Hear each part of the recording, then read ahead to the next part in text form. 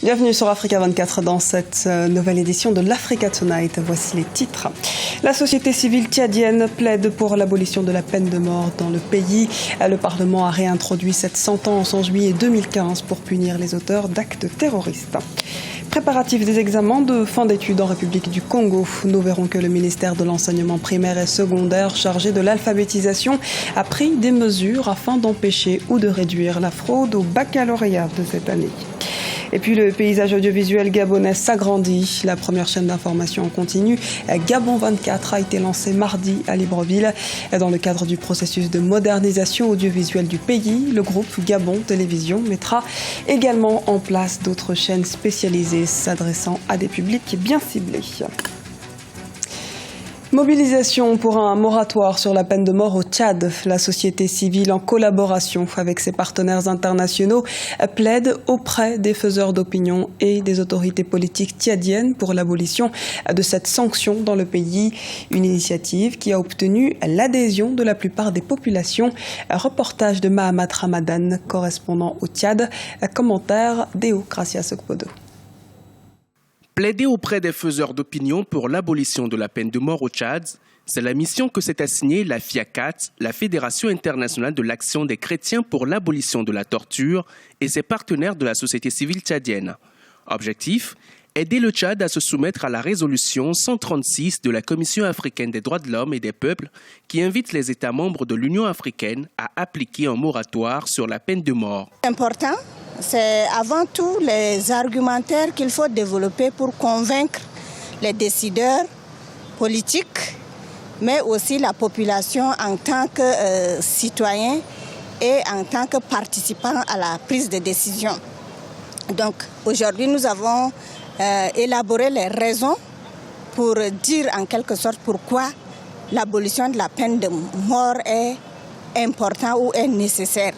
Les enjeux de la peine de mort au Tchad, les traditions tchadiennes et la peine de mort sont autant de thèmes que comptent porter ces derniers auprès des autorités tchadiennes pour plaider en faveur de cette valeur universelle nécessaire pour la garantie du droit à la vie.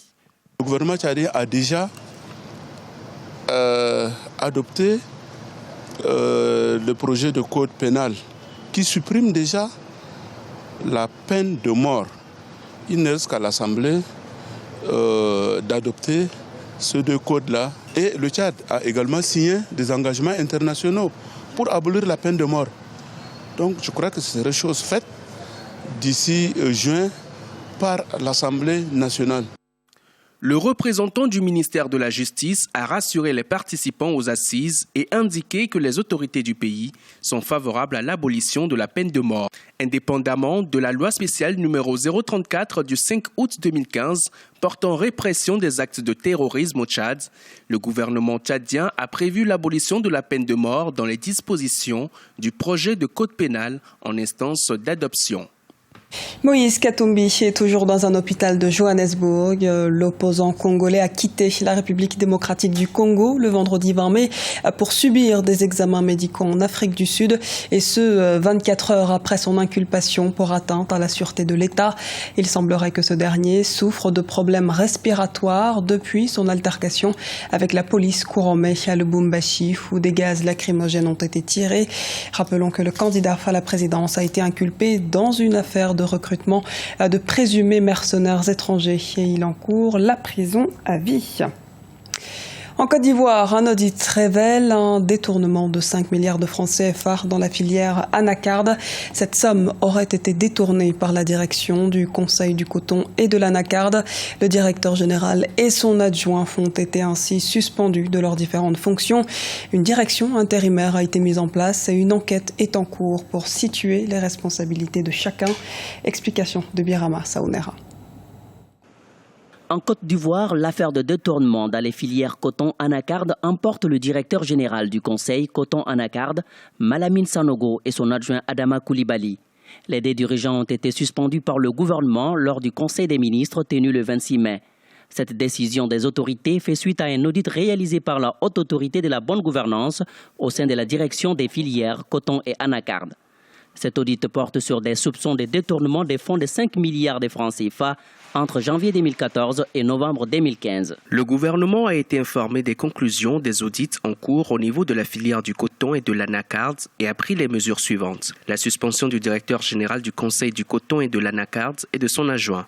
Une direction intérimaire a été mise en place par le gouvernement et assurera les affaires courantes de la structure. Les investigations se poursuivent et une fois que les rapports seront définitifs, s'il y a lieu de prendre des mesures, elles seront prises. Créé en 2013, le Conseil coton anacarde est censé garantir le développement de ces filières cruciales pour l'économie ivoirienne et défendre les intérêts des acteurs. Des producteurs apportent leur soutien au directeur général du Conseil coton anacarde et son adjoint. Nous, en tant que producteurs libres, nous disons non. Parce que nous sommes dans un secteur privé. Il ne faut pas qu'on nous infantilise. Ils sont dans la logique qu'ils ont nommé le type, donc ils le démettent de ses fonctions. Mais dès le départ, ça n'aurait jamais dû être comme ça. On aurait dû organiser les producteurs pour que les producteurs s'auto-saisissent de leurs affaires et gèrent eux-mêmes leur structure. La Côte d'Ivoire est le premier pays exportateur mondial de la noix de cajou avec 700 000 tonnes en 2015 devant l'Inde.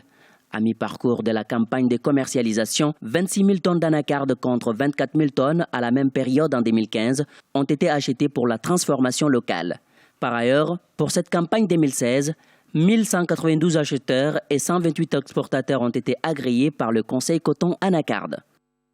Stop à la tricherie aux examens de fin d'études en République du Congo. Le ministère de l'enseignement primaire, secondaire et de l'alphabétisation veut ainsi lutter contre la corruption et la fraude aux examens d'État.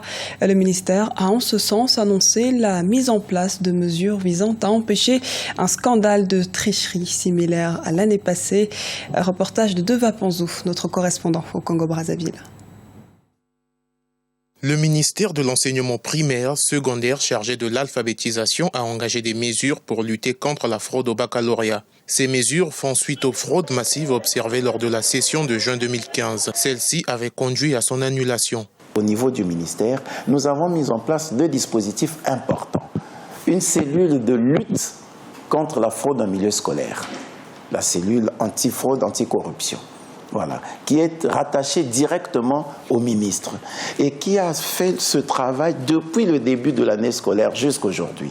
Ce travail d'identification des risques de fraude. Il y a à côté de cette cellule la direction du service d'information et de communication, ce qu'on appelle la DSIC, qui est chargée désormais du traitement informatique, totalement détachée de la direction des examens et concours. La loi 5/2009 du 22 septembre 2009 portant prévention et répression des actes de corruption, de fraude et d'infractions assimilées a été commentée aux acteurs du système éducatif. Ces derniers sont conscients des sanctions encourues. Du côté des enseignants, toutes les conditions sont réunies afin de ne pas succomber à la tentation. Ce que les enseignants attendent à la fin de ces examens est déjà réuni parce qu'à chaque étape de l'examen, il y a des per diem que chaque enseignant devrait recevoir. Nous pensons que le gouvernement a tout mis en œuvre pour que l'argent soit disponible et que les enseignants ne rentrent pas dans des tentatives de corruption. Le début des épreuves du baccalauréat général est prévu ce 1er juin sur toute l'étendue du territoire national. Près de 525 membres du jury seront déployés dans 175 centres. Selon le ministre de l'Enseignement, les dispositifs de sensibilisation et de dissuasion des fraudeurs mis en place permettront d'affronter avec assurance ces examens. Initiative inédite du groupe Gabon Télévision. Le paysage audiovisuel gabonais s'est enrichi mardi avec le lancement de Gabon 24, la nouvelle chaîne de télé exclusivement consacrée à l'information. Partie intégrante du service public, cette chaîne thématique vise à diversifier le paysage médiatique en proposant à l'information du Gabon, de l'Afrique et du monde. Une télévision spécialement dédiée aux jeunes est aussi en gestation.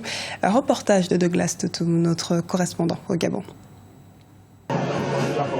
Le groupe Gabon Télévision a lancé à Libreville la première chaîne de télévision publique thématique dénommée Gabon 24. Cette nouvelle chaîne publique est exclusivement consacrée à l'information, la première du genre au Gabon. Depuis le 25 mai 2016, elle propose 3 sessions quotidiennes d'information. Selon les responsables, Gabon 24 est une fenêtre ouverte sur la diversité. Gabon 24 entend trouver toute sa place dans cet espace de plus en plus ouvert. L'ambition de cette nouvelle chaîne de télévision est de traiter sous un angle différent l'information du Gabon, l'information d'Afrique et l'information du monde. Ce projet, nous avons les moyens de le réaliser.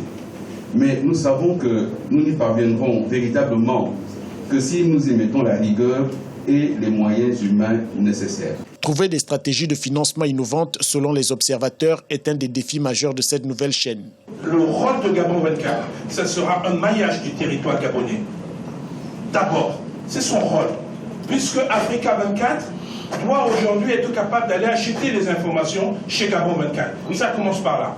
Avec pour slogan « Voir le Gabon autrement », Gabon 24, visible sur le canal 324 du bouquet Canal Sat, entend présenter les atouts économiques, sociaux, culturels et environnementaux d'un pays et un continent en mouvement. Gabon 24, c'est la chaîne d'un pays qui va de l'avant dans une dynamique de développement durable et de croissance inclusive.